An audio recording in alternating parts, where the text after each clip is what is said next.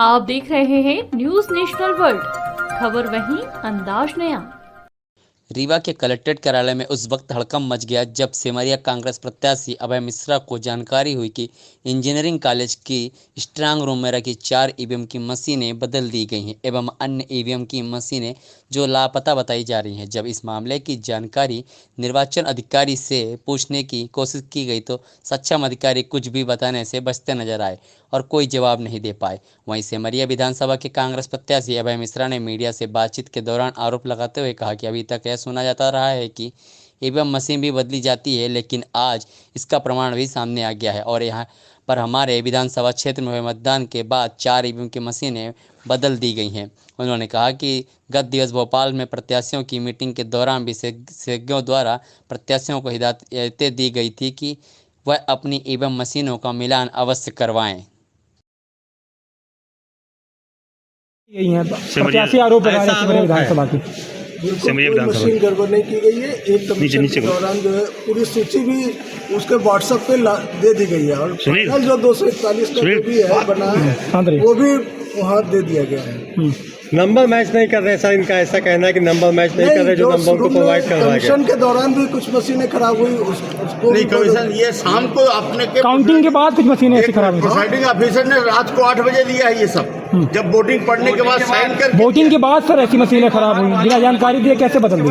Voting के बाद दिया। वोटिंग के दौरान उस दिन जो है 2-3 मशीनें जो है जैसे मॉक पोल के दौरान ये खराब हो गई। एक मिनट ठीक है हाँ बोलिए सर बोलिए जी। मैं यहाँ पर मतलब वोटिंग के दौरान मॉक पोल में एक खराब हुई थी और 2-3 जो सो वोटिंग के दौरान हुई, जिसका पीठासीन अधिकारी की डायरी में उसका उल्लेख है और उसी अनुसार संशोधित भी कर दिया गया। वो सूची भी व्हाट्सएप पे सारे कैंडिडेट्स को उपलब्ध करा रहे हैं। कितनी मशीनें खराब थी सर आपके हिसाब से? आपके पास जो भी है अब इनको पोलिंग स्टेशन पे पीठासीन अधिकारी ने अब पीठासीन अधिकारी मतलब उन्होंने भर के जो दिया वो कैसे दे दिया। तो अलग अलग सर पोलिंग बूथ की मशीनें खराब। वो जब आया तो उसको चूंकि उसका मशीन वहाँ चेंज हुआ था तो चेंज वाले का देना जो जमा करेंगे वह उसी को तो वहाँ पे ही करेंगे। तो उसने तो वो वहाँ पे आपको बूथ पे दिया है।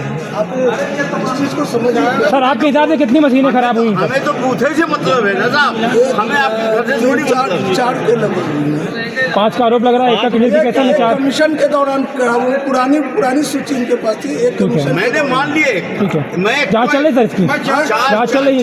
जो 4 का उत्तर नहीं जो 4 मशीनें खराब। लिखित दे दूंगा आपको। लिखित क्या लिखित देंगे सर? लिखित में क्या देंगे सर? इसको आप ठीक है। कोई उत्तर ही नहीं दे रहे हैं। उन्होंने आज शाम तक जवाब देने को बोला था, कोई जवाब नहीं दे पा रहे हैं। तो जब जवाब नहीं दे पा रहे हैं और उसका कोई उत्तर नहीं है तो या कि हमको तो इसी को ना मशीन बदलना कहेंगे। ईवीएम कहते हैं ना, ईवीएम बदलना यही तो है ईवीएम बदलना। और अगर मेरी बात गलत है तो कलेक्टर मैडम उसका जवाब दे दें। मुझे झगड़ा थोड़ी करना, मैं तो केवल उस बात के लिए आता हूँ या कि लास्ट में इनको पावर है, चुनाव आयोग का नियम है कि अगर ऐसे कोई चीज़ है तो उसमें वीवीपैट का ऑर्डर कर दें कि उसकी वीवीपैट की गिनती 5 मशीनों की इन 5 पोलिंगों की अलग से की जाएगी। बात खत्म। ये पोलिंग बूथ आप देखिए, अभी मैंने पकड़ा आज, अब कल आज रात से सब विधानसभा वाले मिलाएंगे। निश्चित रूप से 8 विधानसभा में भी 2-2, 4-4 ऐसे निकलेंगी, ऐसा मुझे लगता है। तीसरी बात, आज मैंने अगर यहाँ नहीं पकड़ा होता और वहाँ पोलिंग बूथ पे जब मिलाया जाता, जब काउंटिंग जहाँ होती वहाँ तो विवाद होता। वो कहते कि नहीं मशीन नंबर ये है और आप में ये निकल रहा है, तो विवाद तो होते ही होता। तो और अगर मैं ना भी करूं तो बीएसपी वाला बोलेगा, दूसरी पार्टी वाले बोलेंगे।